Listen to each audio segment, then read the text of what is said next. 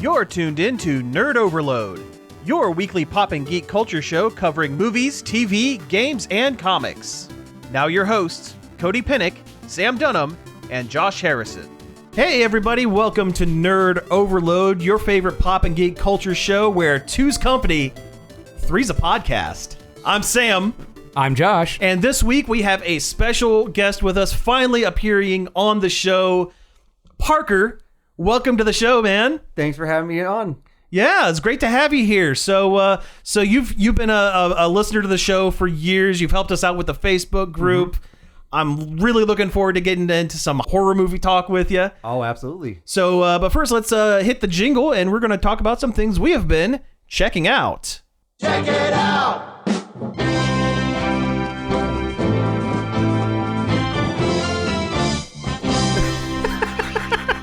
And you know what? Everybody who comes in, they always have to do the dance when we do the check it out jingle. Right. Yeah. So yeah, we're actually gonna kick it over to you first, Parker, since you're the guest. I know you do a lot of horror movies during the month of October. Is that right? Yep. It is 31 for 31. This is year 10 of doing it on Facebook, but I've been pretty much doing this almost every year since I first discovered horror back in 2002 as a wee lad. Okay, all right, cool. So what are some of the highlights that you've watched this year? Would you say? Okay, so I would say some of the highlights would be John Carpenter's Body Bags. Okay, yeah. Trying to clear out the last of John Carpenter's filmography that I've never watched, and it's understandably forgotten because it was not supposed to be a movie. It was meant to be a pilot for a Tales from the Crypt style anthology show on Showtime before that fell through. Mm-hmm. So it's basically two bits that were done by him, and then the third one is done by Tobe Hooper from Poltergeist and Texas Chainsaw Massacre. Right. Yeah, the budget's pretty low, so it's not quite to the caliber of what you would expect, but the cast is all great, and for anyone who's a Carpenter fan, it has a lot of vintage John Carpenter in his prime before he lost his edge. Okay, well, yeah, awesome. I know I can picture the first one with the gas station. Yes. The other ones I kind of, my brain kind of, I watched this years ago. Fair. So, but the gas station one with was that Angela? What is her name? It was one of her first acting roles. But I remember that one, and I remember the interstitials with John Carpenter as the coroner. The coroner. Yeah. Who may or may not have actually been dead the whole time in their own version of the Crypt Keeper kind of situation. Yeah, and that one, it's one of his last truly good projects before you start kind of getting debates like with vampires and beyond. Oh, vampires. Oh, God. Ghosts of Mars. Ooh. Ice Cube and Jason Statham versus the badly CG'd Marilyn Manson ghost. Yeah. Ghosts of Mars. I haven't thought about that trash show in a while. Well, that one had like the worst movie sin is like it's a flashback within a flashback. At one point, it was like a dream sequence within a flashback. Didn't that movie go to theater release? I think I remember. Oh yeah, it was in theaters. Unfortunately, it was a hit over in the UK from all my online friends from the UK. They view it as one of his classics. Really? Yeah, it's one of those that just lives on in cable on their side of the pod. Okay, well that makes sense if it becomes a cult following kind of thing. If there's a bunch of UK TV play. Well, like for me, the movie Airheads with Brendan Fraser and all Dan them. Aykroyd. Aykroyd wasn't in it. Oh, no, that's one with Adam Sandler. Oh, yeah, that's the one with Adam Sandler. And Steve Buscemi. Exactly. Terrible movie. Didn't do anything in theaters, but it played almost every afternoon on Comedy Central growing up. And it's one of my favorite movies because it's ingrained. It's up here, man. I mean, Half Baked is like that too. It's Half Baked as well. Half Baked was a big Comedy Central pull. Yeah. Yep. With Dave Chappelle and Jim Brewer. Jim Brewer, Yeah. Yeah. So Body Bags is one of the highlights. I'd say the best one so far was Tales from the Hood, which is that's another anthology film, but apparently it was a scrapped Tales from the Crypt movie. Yes. Allegedly. I've heard conflicting rumors, but that's the prevailing See, that was always the story that I had heard. Yeah, me too. Yeah. That one, it definitely deals with content that we're not talking on the show because of obviously. Yeah, some of the stuff, yeah. But it's actually really well told, and blank on the name of the actor who's the Crypt Keeper, Mr. Sims. He is just so wonderfully iconic in that role. Absolutely.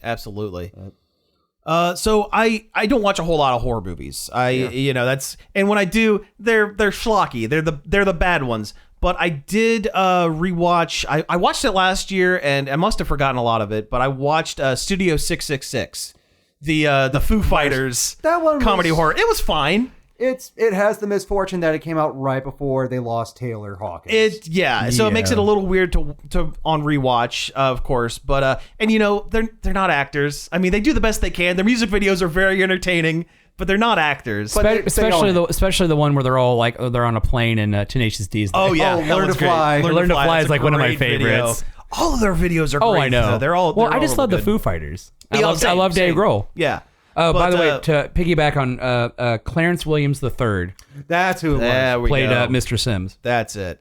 But Studio 666, it was fine for what it was. It was a low budget thing. They're just messing around. Why not? It felt like a pandemic project. It really was. Yeah, absolutely. Okay, so what are some of the lowlights, I guess, of your 31 for 31 this year? So this year, I went through the 3 Tales from the Crypt movies. And the low light was the third one that they didn't officially title, called Ritual. Okay. It was one of those like straight to DVD movies because the second one just tanked at the box It's office. definitely no Bordello of Blood or... Well, it makes Bordello of Blood look like a masterpiece because the script pretty much goes nowhere because it follows all the cliches of a voodoo story. Sure. And the only reason why I didn't give it a 0 out of 5 is because Tim Curry and Jennifer Grey are actually trying. Sure. Yeah. Well, you're going to get that with Tim Curry. Absolutely. Yeah. So, okay. He was always, if not passionate about whatever he was doing. Anything that he was doing. Yeah. Choose up scenery everywhere he was. Mm-hmm. Be it Legend, Clue. Clue's like one of my favorite movies ever. The Shadow? Shadow. He was a minor character in The Shadow. And he was maybe one of the most entertaining characters in that film. And Home Alone 2. Yes. Yeah, that's right. He was a very minor part in that. Yeah, he's the... Rob Schneider. Yeah, Rob Schneider is the bowboy. And Tim Curry is the main front desk guy. Yeah. I can't tell if he was the front desk guy or just the manager of the hotel. I can't remember. It's weird. Six one way, half dozen. Yeah, I know. One. Yeah. Right. But I love Tim Curry. Yeah. Likewise. I mean, I think one of my favorite or one of my first memories of Tim Curry, I can't remember if it was Legend, like just hearing that voice, or if it was his Captain Hook and Peter Pan and the Pirates, that animated show where Hook had white hair and wore a black outfit. Yeah.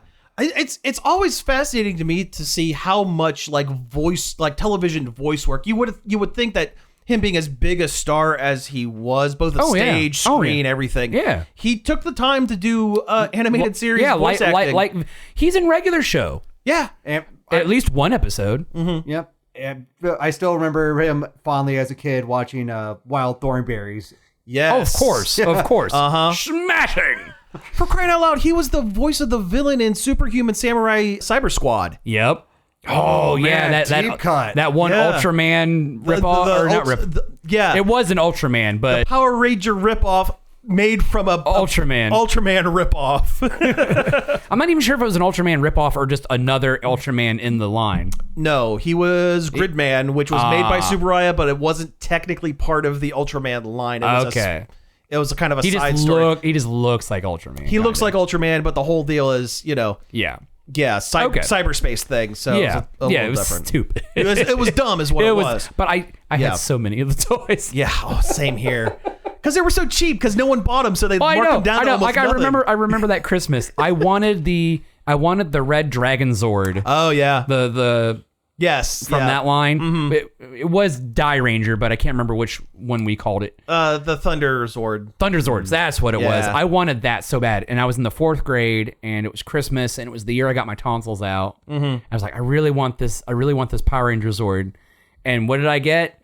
I got the red dragon from Super Samurai Cyber Squad. Yeah. Which, don't get me wrong, they are cool toys. They transformed very well. I had a lot of fun with those. And you know what? Believe it or not, even though that show was so terrible, and it really is terrible. I've gone back and watched some of it. It's awful. Awful.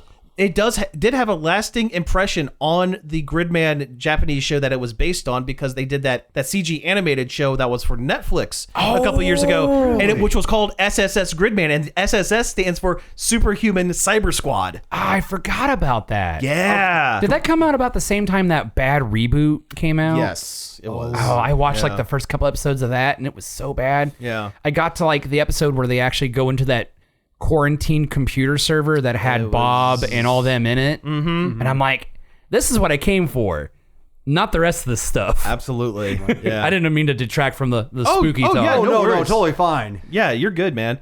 So, okay. So you said you've been doing this for about 10 years or so. Is that right? Yeah, on Facebook, but I've done it longer. Just growing up as a kid with the internet becoming more of what we know it as now. Gotcha. Unfortunately. Also when you could find a lot of stuff on YouTube in full for free. Oh, absolutely. Yeah. So, okay, I got a question. Yes. Since you've been doing this for so long, is it hard trying to find like new content to do every year? So I know you've pretty much watched like every horror movie under the sun at this point. Oh, no, it is not at all. I would still always have, even in my 31 for 31 list, it is always open to change.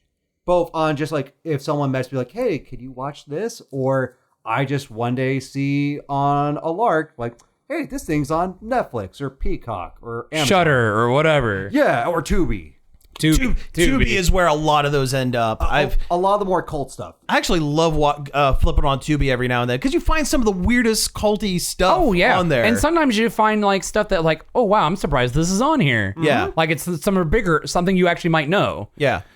So do you mainly focus on American produced, or do you go to like J horror and stuff like that as well? I've thought about in the next year trying to do all international horror, so I can really spread out, because I've done a handful of stuff from the French extreme scenes, and then from Japan and Korea, and a little bit maybe like Australia, but I want to try and really branch out and find stuff from countries that don't have rich, scenes like the UK does. Okay, yeah. But yeah, I will probably never run out, because I have, a bunch of groups and friends from all over the world who are fellow fans. Gotcha. So we'll just recommend each other's stuff. Always finding stuff. Okay, I like it. I think as far as like international horror goes, I think most of the stuff I've seen is like Dario Argento stuff. You get some Giallo stuff, some of that slasher stuff. And I've watched a couple of the older like Japanese horror movies that got made into American movies, like The Ring, the Ringu, Ju-on, The Grudge, The Grudge, Pulse, which was called in Cairo or Circuit. Yeah. And then there was one something about, I want to say like an eye transplant, but then you could see ghosts. Ooh, God, what was the name? Was it just called The Eye? It might. I think that might have been the American name. Yeah. Yeah, it was something weird like that, but it was like a friend gets like a eye transplant or something, and all of a sudden they can. Also, can I just say that Japanese horror as a whole tends to be a little more unsettling? Oh, sure. Yes. Like their urban legend stories, their ghost stories, all that stuff is always just a little more actually creepy. Yeah. Like look at all the Jinto Into stuff. Oh, Jinto Into. All that stuff is super unsettling. Yeah. I just had that discovery upon watching yesterday the original Pulse, where it's 2 hours. So it at times drags, but oh man, that's long for like a Japanese movie. That's a short film for a Korean. But what the Japanese do, especially with their ghost stories, is it's less of the ghost shows up and just, does a quick run up, violin strings, scream and does a giant boo.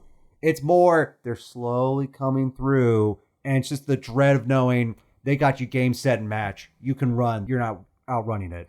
Well, that's the thing is like also like every Japanese ghost seems to be, it looks like a ring monster. Sure, it's all long-haired, white-gowned girls. Pulse was different because it was more simple, but it was meant to operate under the uncanny valley. So like you can kind of tell like they're hidden in the background, but if you pay attention, you can see it, but it's not in focus. Oh, speaking of Japanese horror, so I went to Spirit 2 weeks ago. I haven't been in there. Well, because it's a spirit Halloween, and you gotta go every year. I know. You got to check out the stuff. Even if you're not getting a costume, you just gotta go. You got to check it out. Yeah. Yeah. They had a mask for that one Japanese creepy sculpture that came out, and everyone was like weirded out about it. Oh, what was its name? The one with the big eyes and the hair and the mouth and the kind of beaky mouth. Yeah, it looked kind of like a. I know what you're talking about. I'm blanking on it. I can't. Momo. Think of Momo. That's Momo. it. Yeah. Interesting, because that was a sculpture, and everyone thought it was some kind of weird whatever.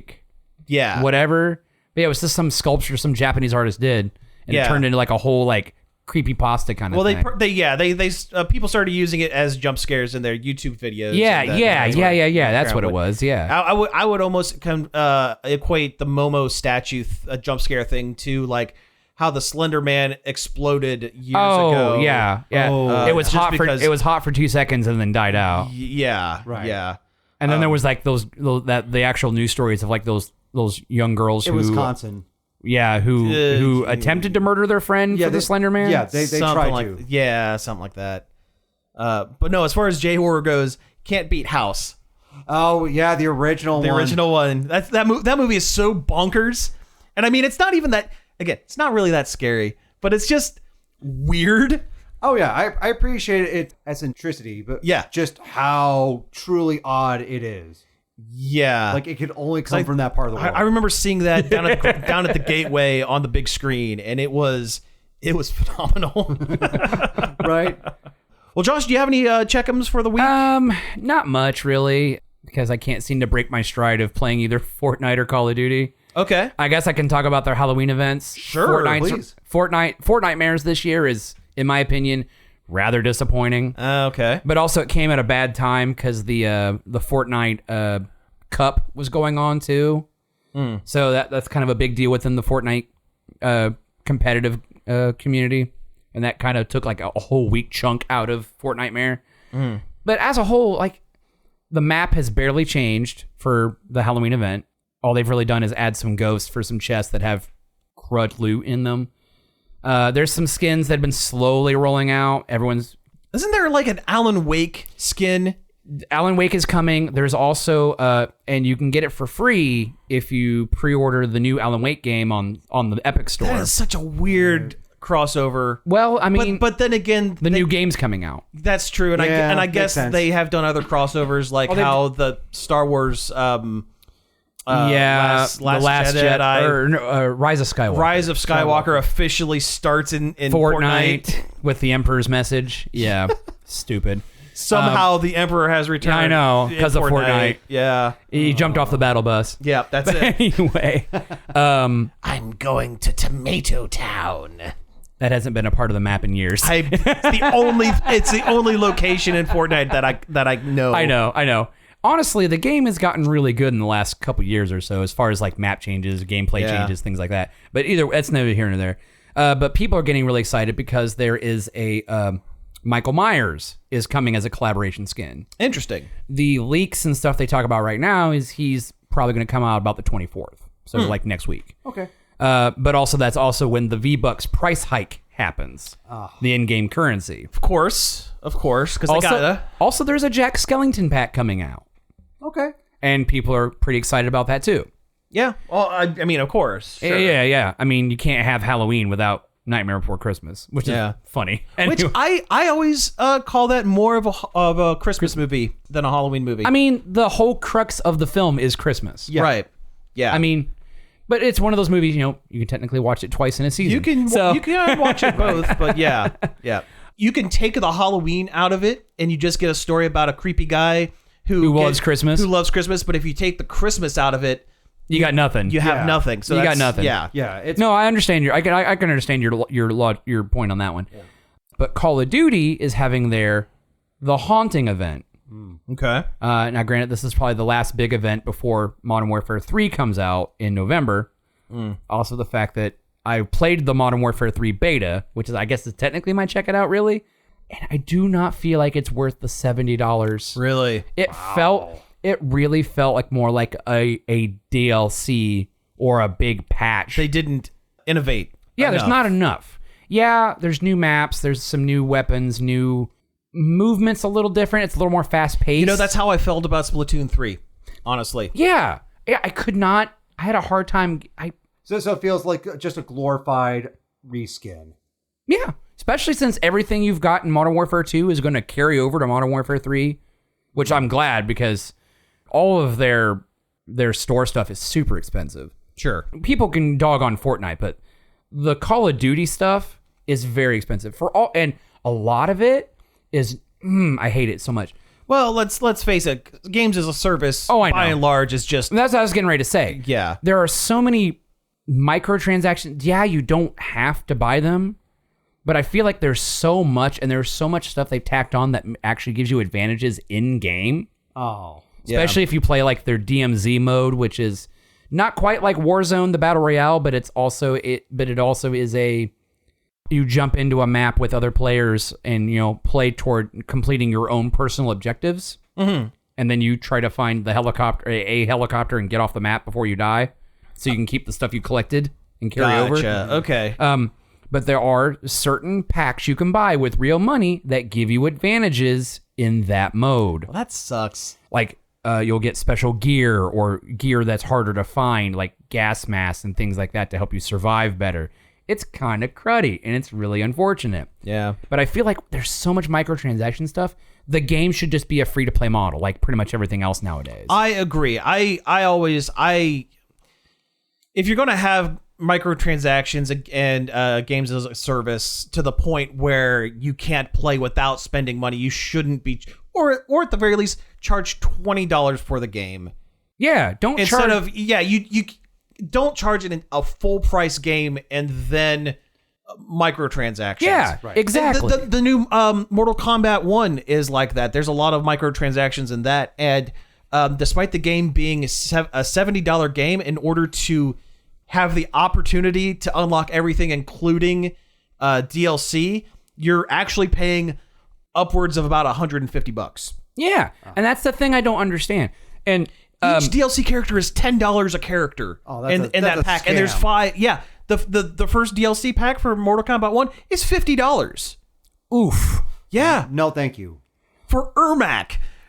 Who the hell wants to play as Ermac? Yeah, who means Ermac? You're grounded. Nobody. There's that one guy who. Yeah, that one dude. Guy just got real mad with me dogging on Ermac, but whatever.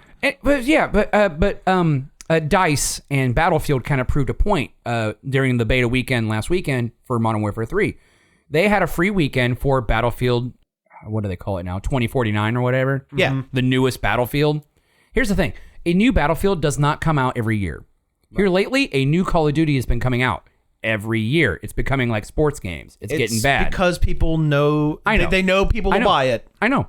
Honestly, I probably wouldn't play Call of Duty if it wasn't gifted to me last Christmas. Right.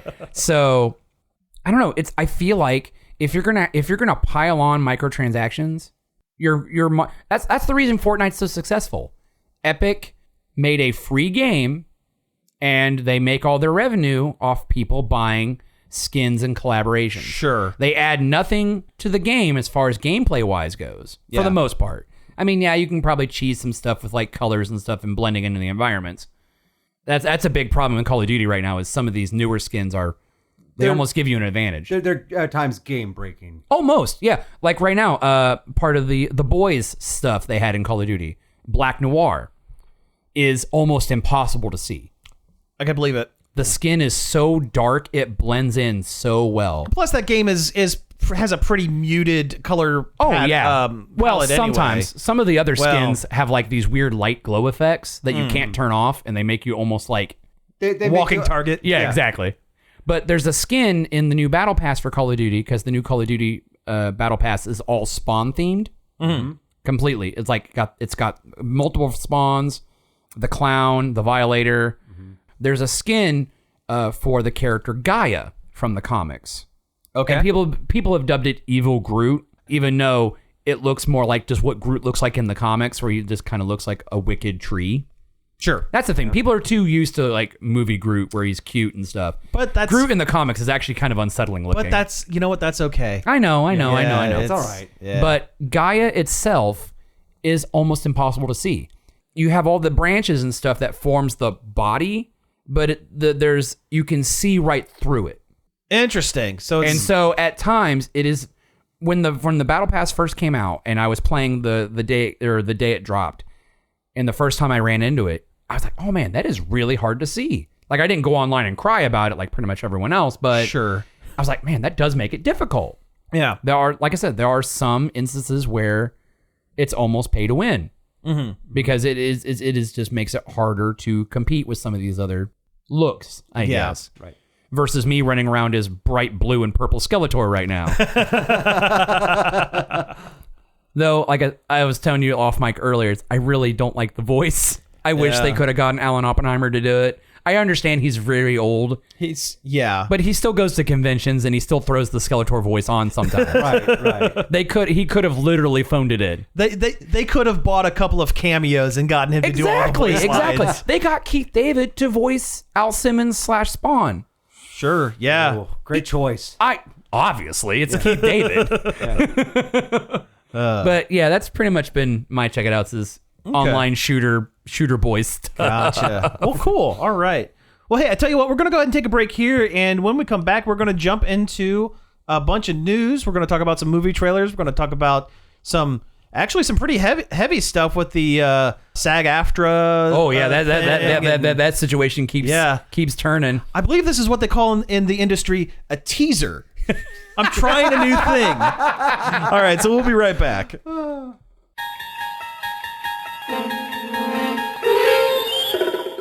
You're traveling through another dimension. A dimension not only of sight and sound, but of mind. A journey into the wondrous land whose boundaries are that of imagination. That's the signpost up ahead. Your next stop? Long Play. I invite you to join me Friday nights at 11 and Saturday afternoons at 3 as we venture into the Album Zone.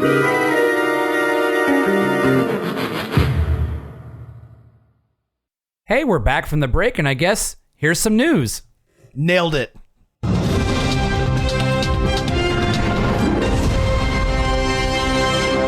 All right, so we have a whole list of things. We actually have 2 weeks worth of news. Yeah, because we didn't exactly get to anything last week. Hey, we were on a good ramble last week. We were on a roll, and it was enjoyable.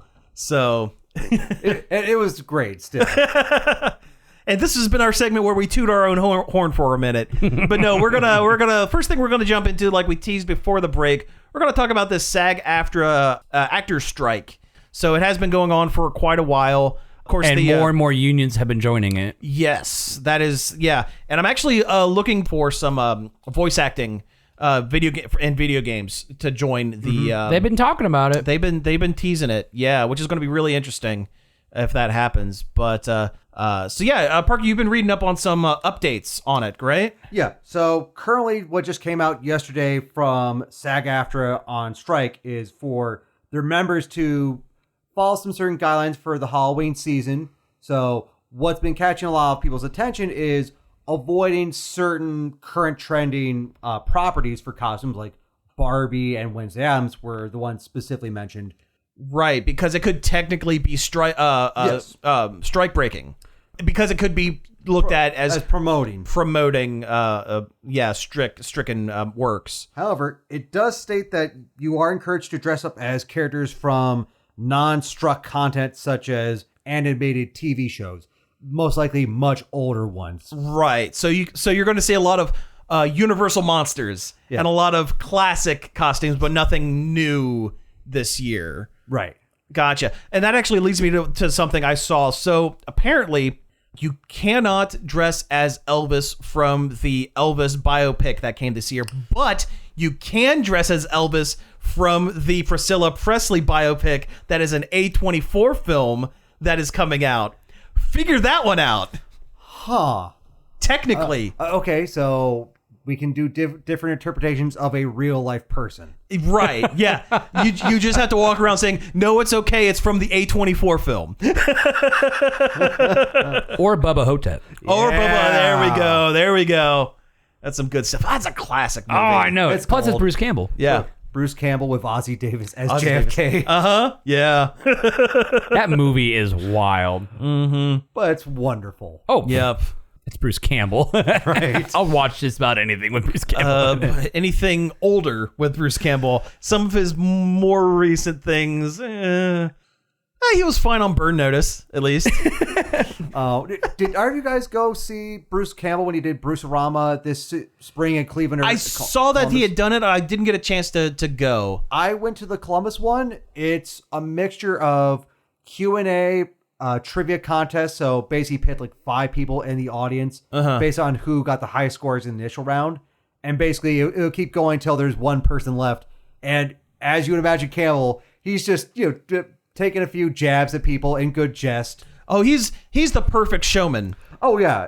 Bruce Campbell, the celebrity, I feel like is a completely different person than Bruce Campbell, the actual man. Oh, sure. Yes. Sure. And It's almost like another role for him. Oh, yeah. He went through a lot of his stories. So, like, a lot of behind-the-scenes stuff for Evil Dead and Burn Notice. Mm-hmm. I mean, Evil Dead was just a couple of friends making a movie in the woods. Yes. And he discussed some more of the trouble that Ted Raimi was put throughout the entire making. Oh, they tortured that guy, man. Especially in the boonies in South Carolina in the summer. Yeah. Yep. They pretty much tortured poor Ted Raimi. Yeah. It's highly... But that's all right. He got to be Joxer, so it's all good. Yeah. And next time he comes around, I would highly recommend you go to see it just because he also finished off with a screening of Evil Dead 2. Oh, really? Oh, that's really cool. It was in promotion of the latest Evil Dead Rise, because it came out that week. That's right. Okay, because we've seen him at a con doing his panels at a con before. We talked to him briefly, very briefly, yeah. In that bright red suit.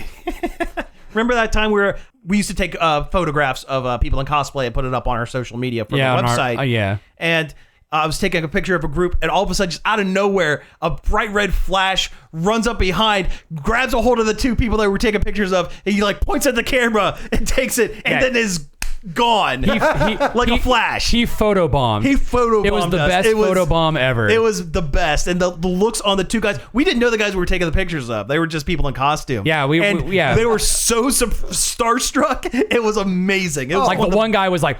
Like he couldn't talk. It was great. Oh yeah, he's one of the few people I would be legit starstruck if he did that. Yeah. The guy was definitely scare-sighted. Oh yeah. Fair enough. As far as the Sag-AFTRA, the striking and stuff, they had gone to. I heard they had some a proposed. They'd gotten close, and it fell apart. The Hollywood studios really walked away from it. Yeah, they walked away from the negotiation table for now. And apparently, from what I was reading, the last offer was less than what they were initially given. So it's a whole mess. Yeah, and also I never really would expected Drew Barrymore to be a scab. That's that's a whole other thing. Yeah. Well, that was with the Writers Guild. Yeah, that was more the Writers Guild because she was wanting to start her show without the writers. Well, she hired a bunch of scab writers. Yeah, and a couple of her top writers actually left the show after the writer strike was over, and it really it was a big hit because it's a mess. It's an absolute mess, and I love my media, but I would rather see actors and writers get paid. Yeah. So give them their fair dues. I'm willing to wait a little bit for my stuff. I have a backlog of things to watch. Exactly. I don't need to. Yeah. It's like I just saw today that Deadpool 3 has been pushed back. It's going to miss its window. Yeah. Because of everything. No doubt. And again, I was mad that it was still in production at the beginning of the writer's strike. Yeah. Right. Granted, I guess you could technically say it was already written. It was already written, but because of that, they weren't allowed to ad-lib anything during filming because that technically would have been writing for the film. Mm-hmm. So there are some scenes. I have a feeling once this is all over, they're going to go back and there's going to be extensive reshoots to touch it up. Reshoots, and make it right. re-edits, all that stuff. Yeah. I imagine they probably were filming it because they had to have something in production. Disney was giving them money. Yeah. So they had to have something going, even if they don't use a single second of it. They had to have it going. All right. So let's see. We have some of the other stuff going on. I mean, do we want to keep going with like TV shows and like stuff like that with the Disney AI extras? Because that kind of goes into the strike. Yeah, that's the whole thing that people have been fighting about is studios wanting to use AI for... They want to create digital extras. They want digital extras. They want to recreate voices through AI manipulation. They want to cut out some of the smaller portions of the budget. Right. And other studios have been wanting to use AI to replace writers altogether. Which was basically a huge portion of the writer's strike. Of the writer's strike, which thankfully has been resolved. That part has been resolved. Thank goodness. Yeah. But we've actually seen a little bit of that happen already with most recently with the Disney. I think it was a made-for-TV movie or made-for-streaming movie. It was a Disney Plus thing. The Prom Pact, I think it was called. Prom Pact, yes. Set in a high school. It was like some teeny bopper musical thing or whatever. Yeah. But there is a scene that has been circulating around the internet of a basketball game where they cut to the team sitting on the bench and the row behind them are all AI generated actors and they look like lifeless mannequins just flopping around. It's the grossest thing I've seen. It hits that uncanny valley. It was worse than the crowd shots from Space Jam 2. Ooh, that is right. Yeah, I'll give you that. With all the Warner Brothers characters in the crowd. Yikes. Yeah. So yeah, it's bad, and it's gonna get worse before it gets better, unfortunately. Yeah, AI generated stuff already just looks weird. Even though it's getting better, I can still spot it from a mile away. Yeah, it skeeves me out. Oh yeah. It's like that scene in the original Terminator when Kyle Reese is talking about the first set of Terminators, right? Where I'm like, some had rubber skin, you could see them from forever. But then they started getting better. Yeah, I feel like that's what's going on. Mm-hmm. Yeah, it's a kind of a fun thing to just play around with, but to make anything actually creative with it, whether it be writing, arts, filmmaking, anything like that, shouldn't be there. Yeah, it should be just used as a practice tool. Yeah. If you want to use... I don't like AI art. I don't like AI art. I don't either. Because there's nothing creative about it. Because the best that AI can do is steal bits and pieces from already created art. Having said that, if you want to use AI as a tool to say you need to block a certain frame for like an art piece, and you want to just kind of get an idea, okay, as a reference point, I could see a case for that. But like, submitting AI art as legitimate material, no. Yeah. No. Like, there have been a couple pages I follow for various nerd-related things I like. Oh, these are the worst because it's like they do mashup stuff and it's never good. No. It's never good. I follow this one lady who runs a Sailor Moon page, and she posts a lot of AI generate. I guess she gets bored or whatever and makes a bunch of AI Sailor Moon art. I've seen zombies. I've seen the cyborgs. I've seen this, that, and the other, and it all looks. I don't like it. I don't like it at all. It lacks that human touch. Yeah. And then absolutely. but granted, she defends it. Anytime somebody brings up criticism about it, she gets all bent out of shape. Yeah, bent out of shape about it. And then there's a Harley Quinn page I follow, and a lot of people will submit Harley Quinn themed AI art, and it all looks bad. There is no shortage of Harley Quinn art on the internet. You could throw a rock and hit 50 fan arts of Harley Quinn or Joker or anything bad, anything like that. Yeah, just anything like that. It's unnecessary. Yes, it is and I'm tired of seeing it. I am tired of seeing the AI art. I really am. And to a lesser extent, the AI writing. ChatGPT is a fun experiment, but to legitimately use it in any kind of creative or commercial way is not good. And you know what? We can actually bounce from this to another thing because it just kind of dawned on me. I read something about this earlier. So we're not going to touch on it much because it's YouTube drama. And we don't usually cover that stuff. There is a YouTuber, Sniper Wolf or SS Sniper Wolf. I'm not sure. I don't watch her. I know of her. I never. She's one of the bigger YouTube names. She's been around for a while. Yes. I just never, and she's kind of like spanned all the stupid YouTube genres like Twitch gaming, Let's Plays, and now she does React videos, which is the lowest common denominator, I feel. But she, there was another YouTuber that had, in short, had put up some videos criticizing. He criticizes her quite a bit. He does kind of go hard on her, and that's weird in itself. But she ended up doing a live YouTube video or Instagram or something like that, and ended up basically doxing the guy.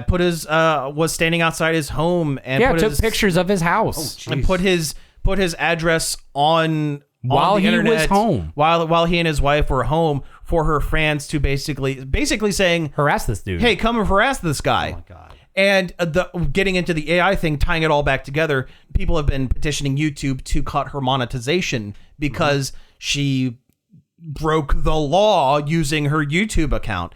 And YouTube finally said, yeah, they're going to pause monetization on her videos. So she put out this apology tweet that was very long and covered a lot of ground and sounded a little generic. And the more people read it and the more people looked at it, and someone was able to basically figure it out that it was ChatGPT. That she fed a bunch of prompts into ChatGPT and it spit out a generic apology tweet for her because she didn't care. She's just, oh no, I'm not making money. I guess I should go apologize for this thing. I don't care. Let's let AI do it. It's ridiculous. Anyway, let's talk about some lighter things. Yeah, I know. So there are some live action shows that are going to be coming soon, and we've been getting some teasers and whatnot about it. Let's talk about Avatar. You know what? I know we've talked about the live action Netflix Avatar before. Yeah. Here a few times. Every time there's an update about it, we've pretty much talked about it. And you get mad. Well, the goal is for me to make you mad about it. Because I do like the Avatar universe. Love those blue cats. What, you're 3 for 3 on this. But anyway, so Netflix released stills from the live action Avatar: The Last Airbender series coming out, and it was the Fire Nation, the antagonist, essentially the main Fire Nation antagonist. Yeah, right. There was Fire Lord Ozai, the king of the Fire Nation. There was Azula, the princess. Prince Zuko, who was one of the main, well, at least he's the first season major antagonist. Yeah, because he's the one hunting the Avatar. Right. Him and his uncle, Iroh, who they also show, and General Zhao, who is a pretty big one in the first arc of the story. Right. Yeah. And there's a nice reference to him in The Legend of Korra, the sequel series. It looks good. It looks good. It has it's bringing a lot of renewed interest for me. Renewed interest and maybe some slight glimmers of hope. Because, the first hit is we're making live action Avatar. Again. And it's like, oh, here we go again. Right. And then, the original creators of the show are working with it. Okay, cool. But then they walk away. Oh no. Yeah. And then there was those test motivations that came out when they were casting the characters. Right. Because that came out years ago, and we've read them all on the air. I think that was the first time we got you. You got me big mad. Got you big mad reading about how Aang is a high school teen. The whole thing was like was high school prompts, and it was like Zuko is like the head of the sports team, and his dad's the principal or whatever. And it was like a nepotism thing. Right. And it's like, I really hope they don't do this. Yeah. I really hope they don't do this. But it looks like they're not. It's actually set within the pseudo fantasy past references they're pulling from. Sure. Mm-hmm. And it looks good. And it looks like the characters look right versus the M. Night Shyamalan The Last Airbender movie, which no one looked good. No. I mean, even if they looked good, it would still not work because that was a glorified Spark Notes of the first season. Yeah, it was awful. Yeah. It was not the effects were bad. The costumes were okay. The enunciations of names were real terrible. What, you don't like Aang and Katara? Also the fact that you had, Sokka? But also the fact that you had non-ethnic actors playing ethnically coded characters. Sure. Especially, Sokka and Katara's characters, which were played by white people. When they're supposed to be essentially Inuit. indigenous coded characters. Yeah. But no, this I don't have quite the attachment to the property. Avatar. I've watched I've watched enough of the show to kind of get the gist footnotes. of it. Yeah, but it looks great. I am surprised they're putting they showed off the Fire Lord because I didn't think he came in until later. He was always there, but he was never really. A lot of times it was either like in quick flashback or he was kind of not so much off camera. He's in the ship in the background. Yeah, but he was never like in the focus. Gotcha. It wasn't until like the later arcs where they really started, like when they were really closing in on the final, that he's really there a lot. Yeah. Have you read any of the Avatar comics that they put out? I own a couple of them. Okay, because from what I understand, the comics are a direct continuation of of the show, and they get into some really interesting stuff about, okay, so the show ends with the Fire Nation becoming, everybody's happy and everyone gets along now, but now you have a world where you have to try to, it's not as cut and dry as we've beaten the bad guy and everybody wins. Now you have to rebuild civilization. Yeah, I guess. Yeah, you have to fix the wounds of literally 100-year war. Yes. Right. And it's not easy. Yeah, because there's going to be a lot of hurt feelings because the Fire Nation invaded a lot of sovereign areas. Well, from what I understand, they go to a town that has basically was one of the first towns that got in Earth nations that got invaded by the Fire Nation, and they had been so entwined for so many years that Zuko's decree was, okay, Fire Nation needs to leave. We're no longer occupying any space, but this town, and it's not unique, but this town, it is now both a Fire and Earth nation. So what do you do in that situation? Well, that's kind of the beginning of the Legend of Korra. It's Aang and them set up this sovereign state called Republic City, and it was the first blending of the Fire Nation colonies / Earth Kingdom areas. Right. So it's kind of its own thing. Yeah. And that's kind of what that comic kind of gets into the establishment of Republic City. Kind of ideas and plots that a cartoon for children probably could not get into in 22 minutes a week. Oh, no. Oh, yeah. Yeah. But so some other live action stuff. They have officially announced that Disney Plus is getting a live action Gargoyles series. Yeah. I am cautiously optimistic. Of the old Disney afternoon properties, it's one of the best. Yeah. It holds up. But also it didn't insult its audience.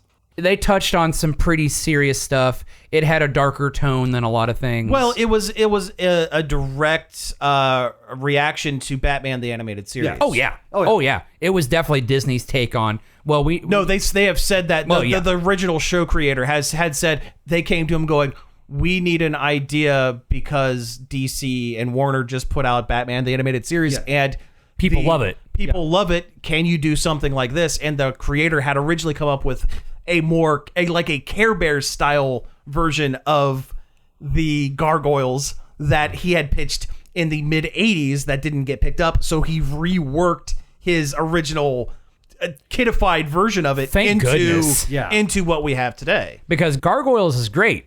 Yeah.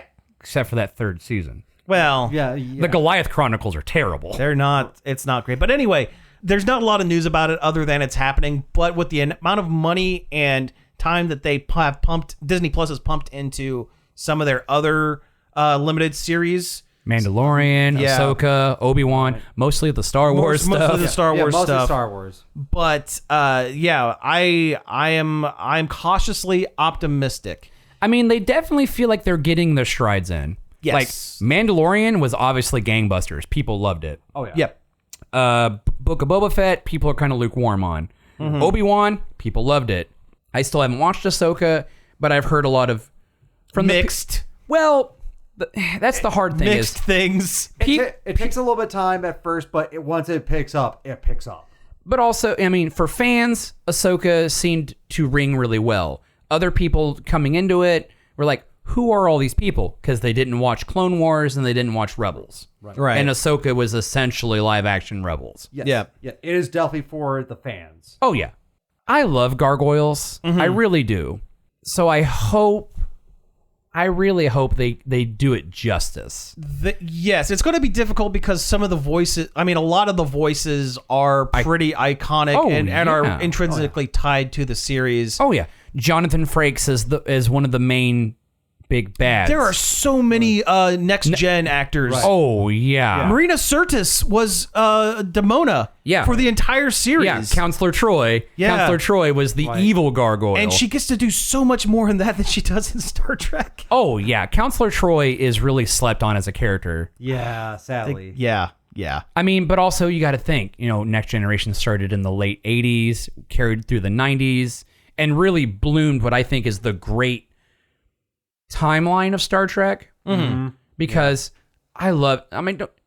TOS, it's fun, it's campy, it's very 60s. Right. Yes. Next Generation really feeds into I feel like the thought motions of Star Trek. It's not about the action or it's about the intellect, the philosophy. The philosophy of Star Trek. It's kind of the platonic ideal when you think of Star Trek. Yeah. Because it's a decent mix of both thinkers and actioners. Yeah. I mean, yeah, you've got great stuff like, the abduction of Picard by the Borg, but then you get all these weird, goofy thought pieces that I think are great. Measure of a Man's my favorite. Measure of a Man is probably one of the And there's no best. action in it. Oh, yeah. It's a bunch of guys sitting around a room discussing... It's a courtroom drama. Yeah, it's a courtroom drama where which gets referenced in Star Trek Picard. Yeah. And granted, opinions on Picard are... It's mixed at times, but... Third season was better than the first two combined. Yes. But also, it was the capper, and it was also the one where you had all the next-gen... And that is what the show should have been from the beginning, if you ask me. If you're going to mine nostalgia, you might... Don't dip your toe in. Yeah, go all in or don't go at all. Exactly. That's exactly it. I mean, hell, 7 of 9 from Star Trek Voyager is a main supporting character. We don't have a whole lot of time left, and I would really like to spend the last couple minutes dunking on the new Wonka movie. Ooh. Let's do it. Let's do it. Let's do it. There's a new trailer for a new trailer for Wonka, the unneeded, unnecessary prequel to Willy Wonka and the Chocolate Factory. What? Why? Why? It's nostalgia bait. But still, you're never going to top Gene Wilder. For one thing, yeah, you're never going to top Gene Wilder in the role. I mean, Johnny Depp and Tim Burton couldn't do it. Yeah, no. I know there's some people who wax nostalgically about that one. I'm no bueno on I that. didn't like it when it came out. Likewise, and I was the target audience for that. Yeah. Although I will say the one thing I did like about that movie is they do touch just the tiniest bit on his backstory, and that's all you need. Yeah. Oh, yeah. The scene where it's like he's a kid and you find out, okay, his dad was a dentist. And Christopher Lee. And there was Sir Christopher Lee. Yes. But yeah, that had just enough of his backstory to kind of set up, okay, this is why he is the way he is. Fine. That's all you need. Not every character in media does not need to have an elaborate backstory explaining the origins of... Right. I don't need to know the origin of Willy Wonka's top hat. Yeah. I don't care. Yeah. He wears a top hat. That's all you need to know. You know what I mean? Yeah. Why does he make chocolate? Who cares? He makes chocolate. Right. Why does he have these little orange guys? Exactly. Hugh Grant looks horrific in this movie. Also, the fact that as the Oompa Loompas. I did see that there was an actor with dwarfism who spoke out like, okay, why did you CG this other actor when you could have got appropriate people? Yeah. But also the fact that even for like they make a joke in the first trailer that he is a respectable size for an Oompa Loompa. He is tiny. He literally fits in a jar on the desk. They made him too small. They made him too small. They made him more like in Keebler line Elf with size. They made him more in line with the Roald Dahl book. Are they? That's the thing. I never read the Roald Dahl book. I read it years ago, and it's that size is definitely closer to the book, but they're going so off kilter from Roald Dahl's book. Here's the thing: if they wanted to do a Wonka based property, they had the sequel right there. Right. There's a book, Willy Wonka and the Great Glass Elevator.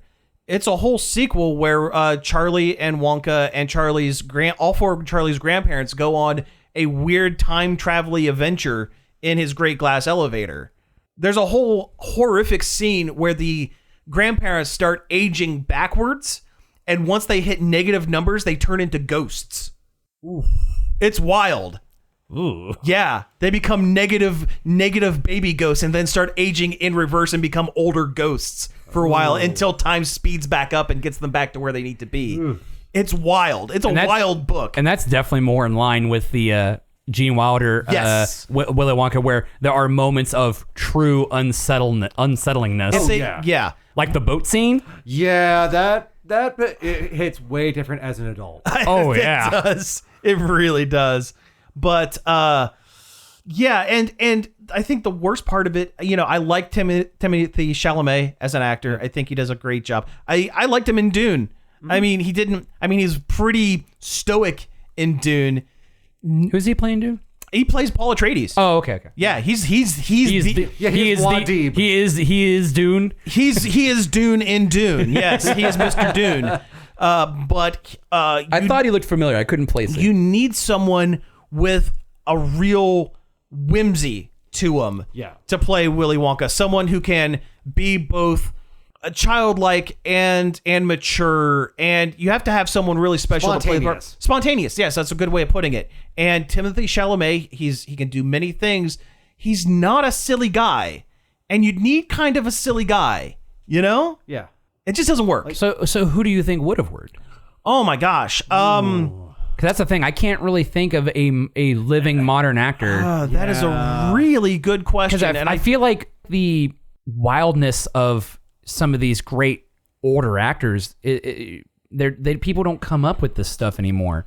You either get everyone's just serious and by the script, or you get people who are a little too unhinged, too method acting. Yeah, a little too method acting, and I actually think that's part of Chalamet's problem, is that he is method acting, but he doesn't do comedy. He doesn't do. Right. He's too much of a wackier of a drama kid. Yeah, exactly.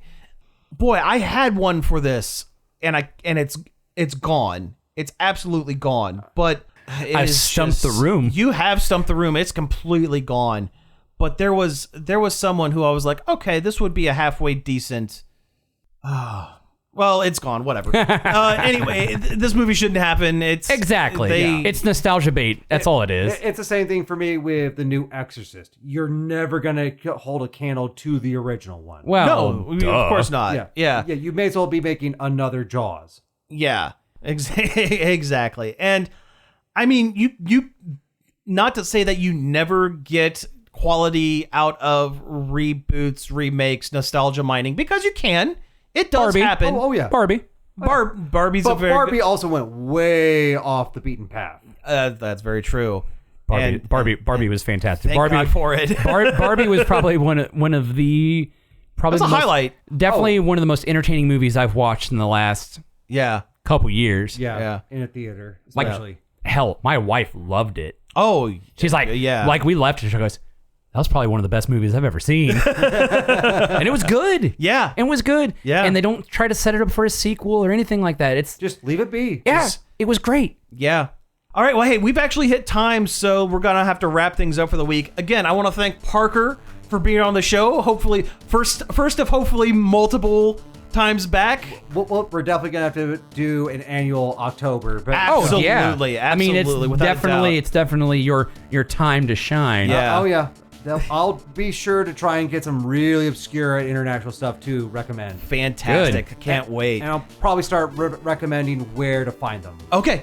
Awesome. So anyway, you have been listening to Nerd Overload. Thank you very much for tuning in. You can find us each and every day over at nerdoverload.com. You can also find us on Facebook, Twitch, Instagram, or support our Patreon at Nerd Overload Now. You can email us at staff@nerdoverload.com. We have a hotline. You can leave us a voicemail. That number is 419-561-5556. Who would you want to play, the titular Willy Wonka? Yeah. Who do you think would be good? You can find all of our back episodes on various podcast apps such as Apple Podcasts, Spotify, Stitcher, Google Play, and more. Finally, I'd like to thank Parker, of course, again for being here and helping us out with the Facebook page, and David Pencil for the use of our intro and outro. You can find more of his stuff over at davidpencil.com. So again, thank you all for tuning in, and we will be back next week. Peace out. Peace out.